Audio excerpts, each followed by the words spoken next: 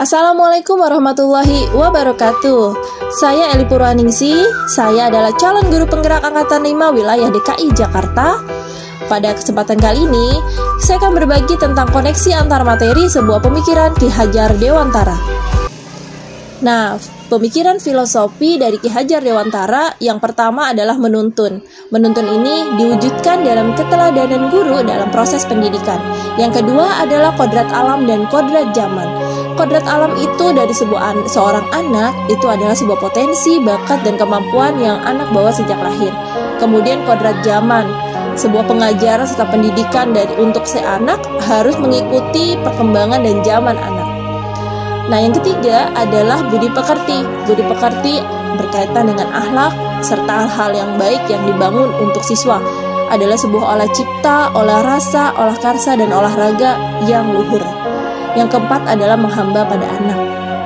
Ya, pendidikan yang mengutamakan anak, berpusat pada anak dan memuliakan anak. Menghamba pada anak juga dapat dikategorikan bahwa kedudukan seorang guru dan murid itu memiliki kedudukan yang sama dalam pengajaran. Hanya perannya saja seorang guru harus bisa membimbing anak untuk menuju serta mendapatkan keselamatan dan kebahagiaan yang setinggi-tingginya bagi si anak. Guru ibarat petani. Guru mengupayakan bertumbuhnya sebuah potensi anak tetapi dengan tidak mengubah kodrat anak. Dan yang terakhir adalah trilogi Ki Hajar Dewantara yang kita semua sering mendengar dengan 3 semboyan, yaitu Ing Ngarso Sung Tulodo, memberikan teladan di depan, Ing Madyo Mangun Karso, keberadaannya di tengah, memberikan semangat dan motivasi. Yang terakhir adalah Tutwuri Handayani. Seorang guru berada di belakang harus bisa memberikan dorongan kepada siswa untuk meningkatkan potensi yang ada pada siswa. Ada 3 pemantik pertanyaan yang akan kita ketahui melalui refleksi pemikiran Ki Hajar Dewantara. Yang pertama, apa ya yang saya percaya dari seorang murid sebelum saya mempelajari modul 1.1? Yang kedua, apa yang merubah pemikiran atau perilaku saya setelah saya mempelajari modul ini? Dan yang ketiga, apa yang akan saya terapkan atau refleksi apa yang akan saya hadirkan dalam mencerminkan pemikiran Ki Hajar Dewantara? Sebelum mempelajari modul, saya meyakini beberapa hal. Di antaranya yang pertama, saya menganggap bahwa perkembangan siswa itu hanya dilihat dari kognitifnya saja. Anak yang pintar saya anggap adalah unggul, anak yang kurang adalah anak yang belum unggul. Kemudian yang kedua, saya menganggap bahwa siswa itu adalah botol kosong dan menjadikan guru sebagai sumber utama belajar. Kemudian pembelajaran disamaratakan tanpa melihat kemampuan siswa awal. Dalam proses pembelajaran, saya langsung saja memberikan pembelajaran dengan tidak melihat karakter serta kemampuan awal anak yang berbeda-beda. Kemudian yang keempat, saya terkadang masih menggunakan sanksi dalam upaya mendisiplinkan siswa. Kemudian yang kelima, dalam proses pembelajaran, fokusnya hanya pencapaian dari kurikulum tanpa melihat keadaan siswa. Jadi, kalau belajar itu seperti kejar-kejaran materi, tidak melihat apakah siswa sudah menguasai atau belum, tapi karena tuntutan dari sebuah kurikulum, akhirnya harus selesai. Nah, yang terakhir, saya terkadang kurang memahami kebutuhan siswa di kelas. Misalnya, dalam metode pembelajaran, mungkin siswa menginginkan sambil bermain atau sambil mendengarkan musik. Hal ini yang cenderung belum saya terapkan sebelum saya mempelajari modul ini. Nah, sekarang perubahan apa sih yang saya alami setelah saya mempelajari modul tentang filosofi Ki Hajar Dewantara? Yang pertama, saya memahami bahwa siswa sudah memiliki kodrat alamnya, yaitu bakat, potensi, dan kemampuannya.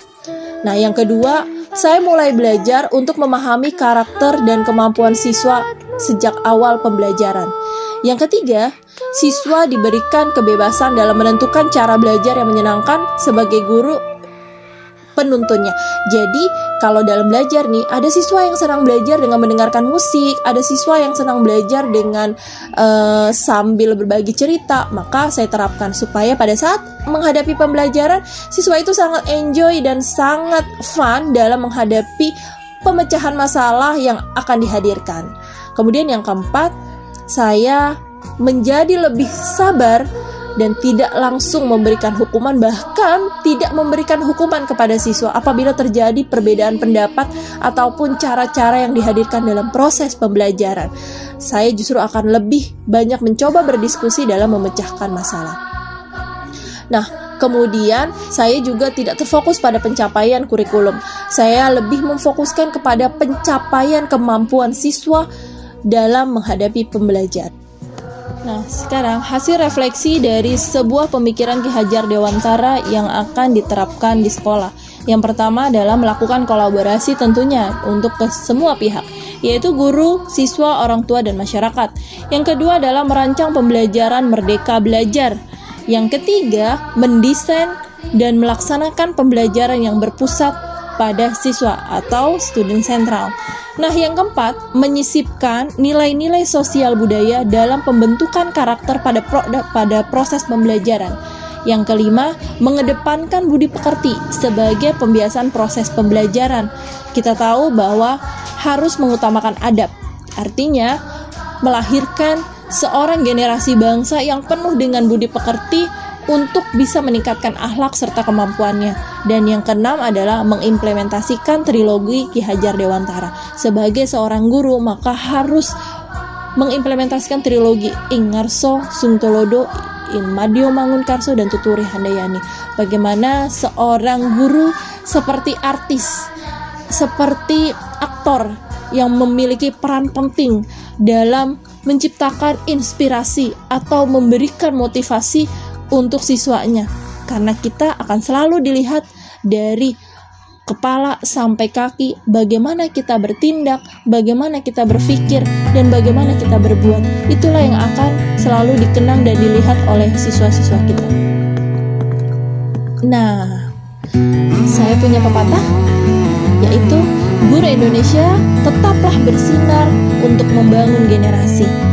Guru adalah sosok yang tidak takut dalam mengajar, dengan tetap terus belajar. Terima kasih. Assalamualaikum warahmatullahi wabarakatuh.